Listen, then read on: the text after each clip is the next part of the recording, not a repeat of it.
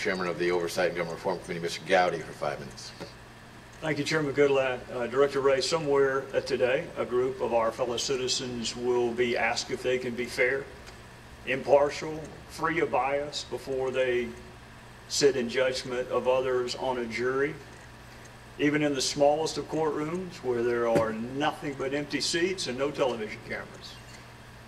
Somewhere today, those selected to sit in judgment of their fellow citizens will be told that they must wait until the very last witness testifies and the last piece of evidence has been introduced before they can even begin to deliberate on an outcome.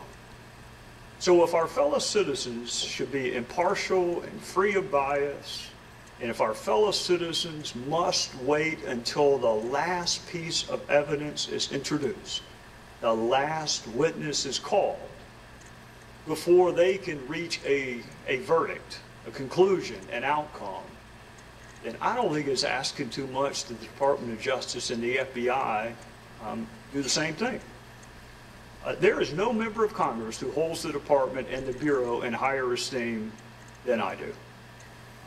There are others who hold you in high esteem, but I would take second place to no one. And I have defended the department and the Bureau when, frankly, it was pretty damn lonely to do so. When my Democrat friends were asking that Jim Comey be prosecuted for a Hatch Act violation about this time last year, they now want him canonized. But this time last year, they wanted him prosecuted for a Hatch Act violation. When your predecessor sat right where you're sitting and was embroiled in a fight with this little tiny startup company called Apple, I was on the side of the Bureau. When there are calls for special counsel, even today, I reject them because I trust the women and men of the Department of Justice and the Bureau, the professionals that we hired to do their job. And the vast majority of line prosecutors and line agents are exactly what you described in your opening statement. They are exactly what you described. But unfortunately, the last 2 years have not been good years for the Bureau, and they have not been good years for the department. We had an Attorney General meet with the spouse of a target of an investigation on the tarmac, and asked that an investigation be called something other than an investigation, but be called a matter. We've had an Attorney General recuse himself from the largest, most significant investigation currently in his office. We had the Director of the FBI appropriate a major charging decision away from the Department of Justice because he was concerned that the public wouldn't have confidence if the Department of Justice handled that decision themselves. We had an FBI director write 2 politically volatile letters weeks before an election. We had an FBI director memorialize conversations he had with the President of the United States because he didn't trust the President's recall of those conversations. And I think what frustrates some folks is when Director Comey wanted special counsel for President Trump, he leaked one of those memos. When he didn't have confidence in Loretta Lynch, we didn't hear a word about it. There were no leaks that prompted special counsel when he didn't trust Loretta Lynch. There were leaks when he decided he didn't trust President Trump. We've had an acting AG fired. We've had the director of the FBI fired. And we can't manage to find prosecutors who haven't donated to presidential candidates.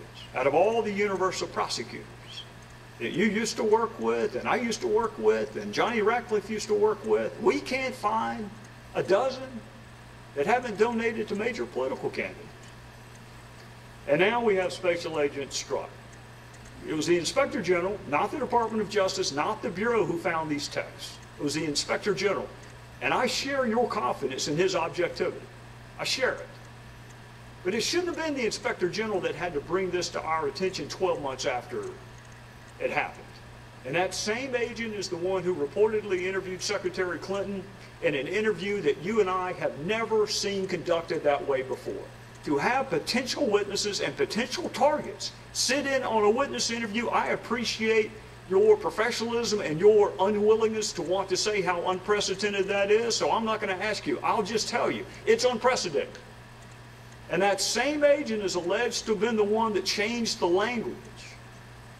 You're right, they are synonyms. Extremely careless is a synonym for grossly negligent, which begs the question, why change it? But you and I know why it was changed. It was changed because the statute says grossly negligent. And if you're not going to charge someone, God knows you don't want to track the statute with the language that you use. That would be stupid. What's also stupid is to do that memo 2 months before you've interviewed the target. That memo was drafted before the last witness was interviewed. Director, it was drafted before the target of the investigation was even interviewed. Which makes people wonder, was the decision made before the interviews were finished? And now we believe that that same agent is also involved in the investigation into President Trump and his campaign, and may have interviewed Michael Flynn. That hasn't been confirmed, and we don't know what role, if any, he took in the preparation of documents for court filing. So I'm going to say this because I'm out of time, and I appreciate the chairman's patience with me. You have a really important job. When all else fails in this country, we want to be able to look to the FBI. We want to be able to look to the Department of Justice. When all the other institutions we trust, including Congress, appear to be broken, we want to be able to look to you. It's been a really bad 2 years. I am counting on you to help answer our questions in Congress, our fellow citizens' questions, but I am more than anything counting on you to go back to work for that blindfolded woman holding a set of scales that really doesn't give a whit about politics. That's the FBI that I want. The gentleman has Mr. expired. Chairman, The director Mr. is Chairman, welcome to respond. Just a 30-second response. First, let me say, Congressman Gowdy, I'm well aware of your longstanding support for the Bureau and the Department, and I want you to know we appreciate it. And second, I want to assure you and every other member of this committee that there is no scenario under which I would have taken the President's nomination if I were not committed to the kind of independent, impartial, objective, and professional pursuit of the facts. I wouldn't be here if I weren't committed to that, and I can give this committee that commitment. The chair